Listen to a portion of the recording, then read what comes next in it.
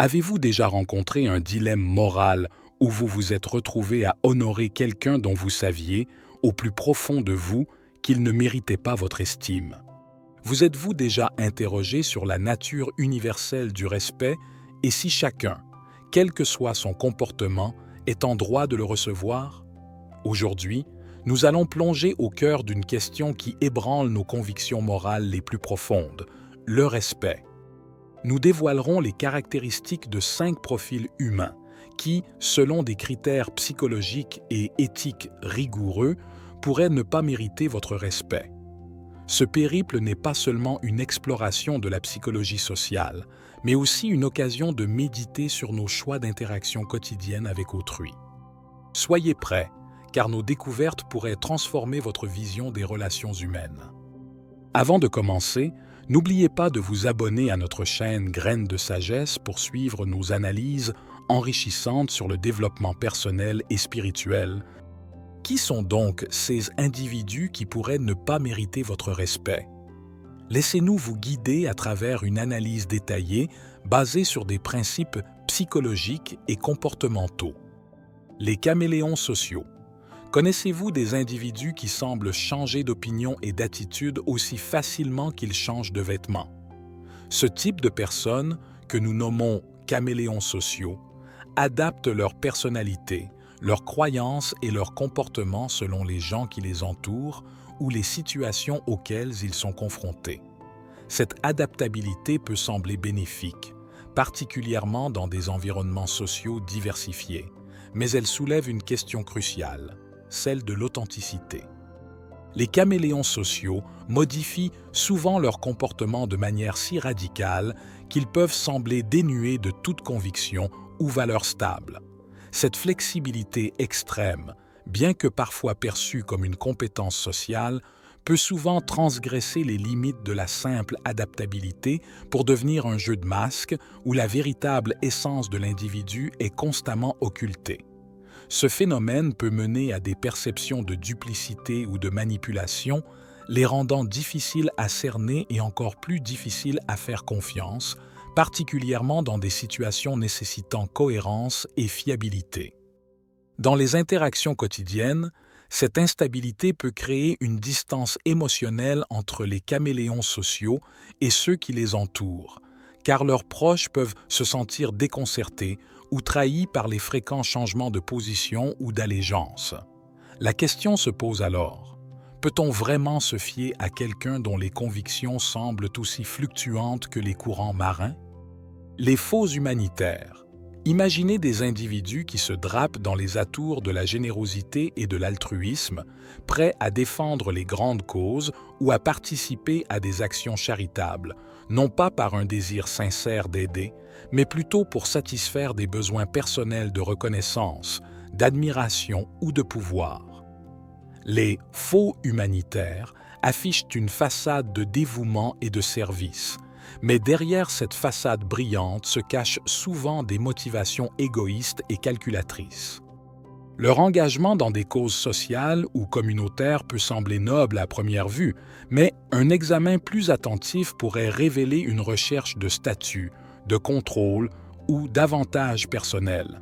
Cette discordance entre leur motivation réelle et l'image qu'ils projettent peut rester inaperçue pendant un certain temps, mais la vérité finit généralement par éclater, laissant un sillage de déception et de méfiance parmi ceux qui étaient dupés par leur apparente bienveillance.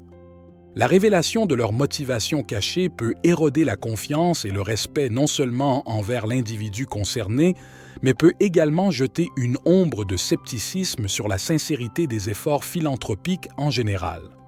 Les gens commencent à se demander, si ces défenseurs de la cause ne sont pas sincères, qui peut l'être?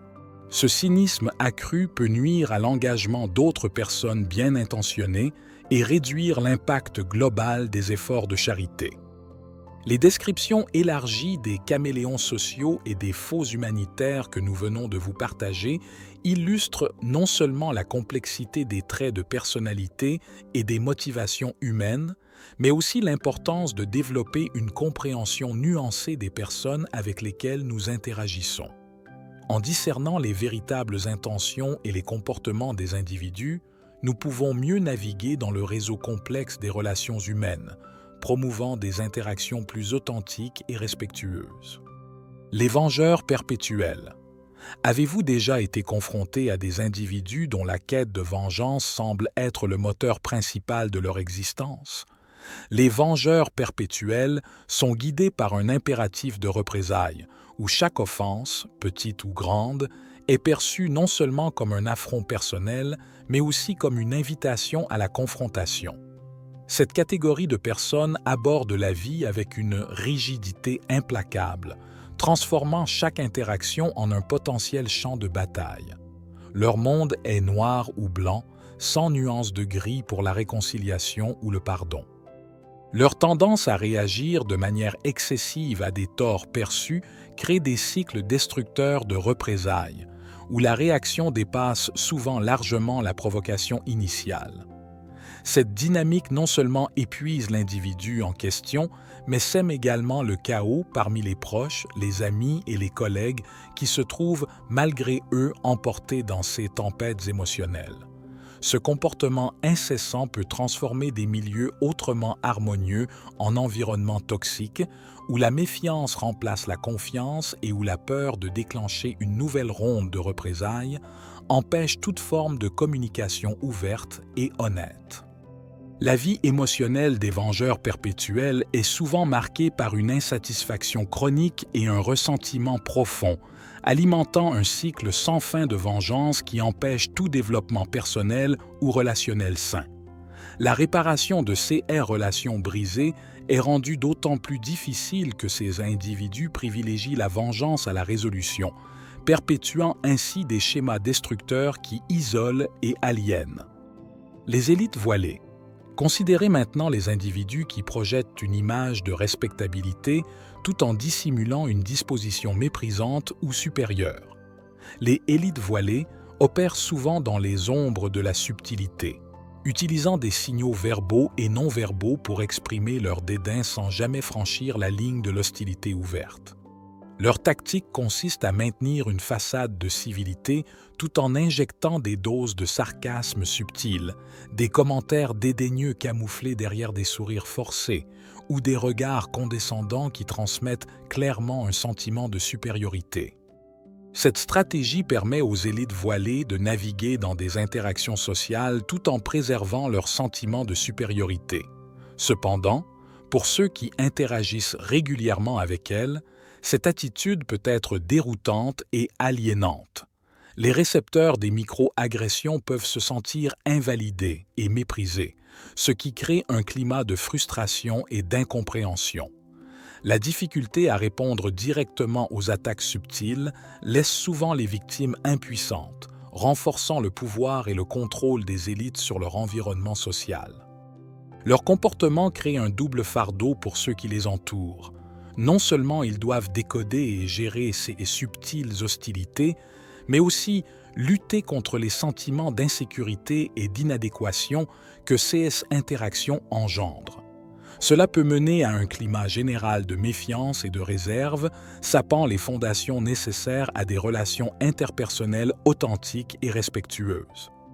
Les intimidateurs. Enfin, abordons les personnes qui recourent à l'intimidation et à l'agression pour imposer leur volonté aux autres, souvent motivées par un désir de dominer ou de compenser leurs propres insécurités. Les intimidateurs utilisent la force, que ce soit physique, verbale ou psychologique, pour contrôler et manipuler ceux qui les entourent. Leur comportement est caractérisé par une dynamique de pouvoir profondément déséquilibrée, où la peur et la contrainte sont utilisées comme des outils de gouvernance. Les conséquences de leur comportement sont profondément destructrices, non seulement pour les victimes directes de l'intimidation, mais aussi pour l'ensemble de la communauté ou de l'organisation.